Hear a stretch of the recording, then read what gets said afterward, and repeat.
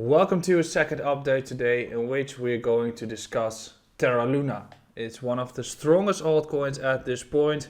It's a layer 1 protocol as we have been discussing on this channel, as earlier we've made a fundamental video on the ecosystem of Terra Luna, and therefore we can do another update today which is about the price prediction for Terra Luna in this cycle.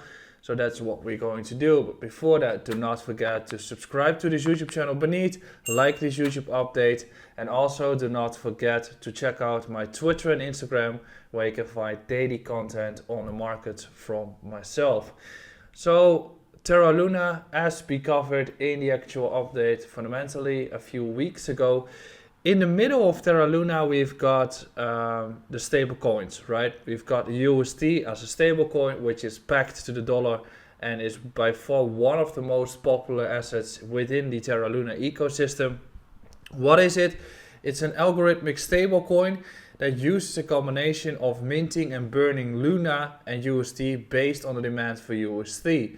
An on-chain swap mechanism is also used that acts as a market maker.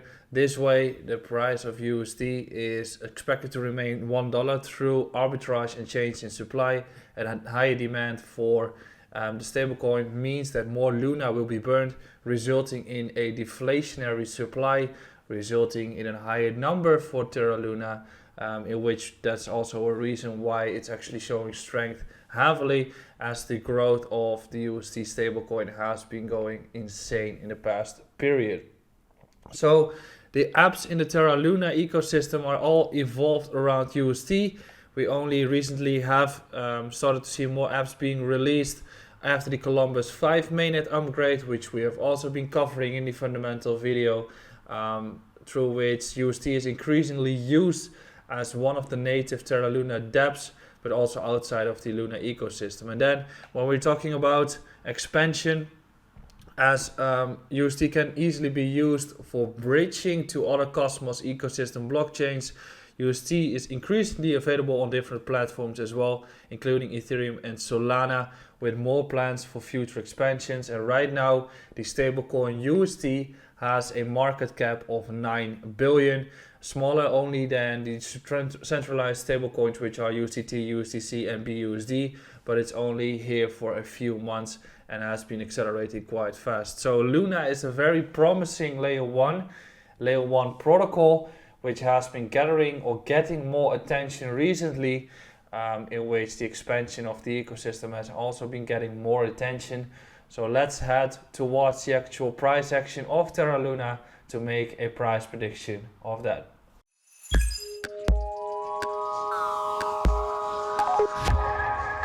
So we have covered Luna in terms of what it actually is, and as you know, I've been making a review on Terra Luna's ecosystem earlier on my YouTube. Now we're going to look at the actual price action, which can be seen that Luna is one of the strongest assets at this point in the cryptocurrency markets. Not only Luna, but also AVAX has been doing really great. Matic has been doing great. So all those layer 1s and projects that are comparable to a layer 1 are doing great and are showing strength, while Bitcoin is showing weakness overall. So when we're looking at the price action, we can say, okay, Terra Luna is already accelerating quite fast. Where is it in the current cycle? Well, most likely we are somewhere in the stage of the previous run. So such a consolidative period should be very comparable to the price action that we're currently going to make, or what we are seeing at this point, in which the price has been continuously pushing upwards even more, in which we are creating higher lows, higher highs, right? So the crucial areas that we have are currently still holding at every point in time. We can see that we are making some beautiful retests.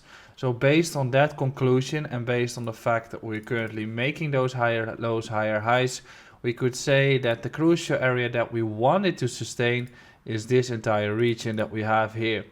As long as Luna stays above $40, we could be getting continuation on the markets, even though even a correction on Bitcoin happens again. As long as Luna stays above this one, we are completely fine. What is next an important level to watch?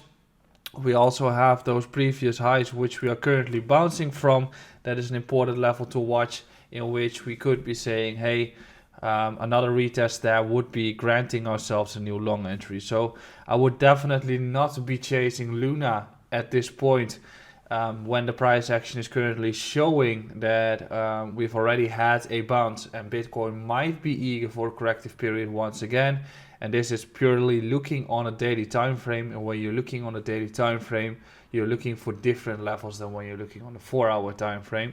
So in this case, the crucial level that Luna has to hold on to is the area around $40. And then second, the area between 49 to 53 is definitely a level that I should be looking at if you want to get any position being built. On the 4-hour, we can't really say too much at this stage. The most likely case is that we're looking at a retest around 58. So that is a different level that we should be looking at. Then if we are finishing such a corrective period, we could be looking at a Fibonacci extension, which we can derive from the previous low and previous high, in which we can start targeting two levels that we can be targeting here for Luna. 125, and we can target $200 as the next impulse waves based on Fibonacci extension, as long as the trend stays upwards. If that is the case, we could be seeing this run.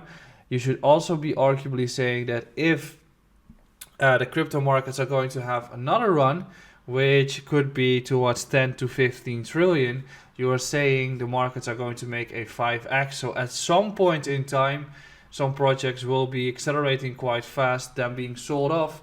Then other projects will be running even more. So then you're looking at maybe an even higher prediction for Terra Luna to be made.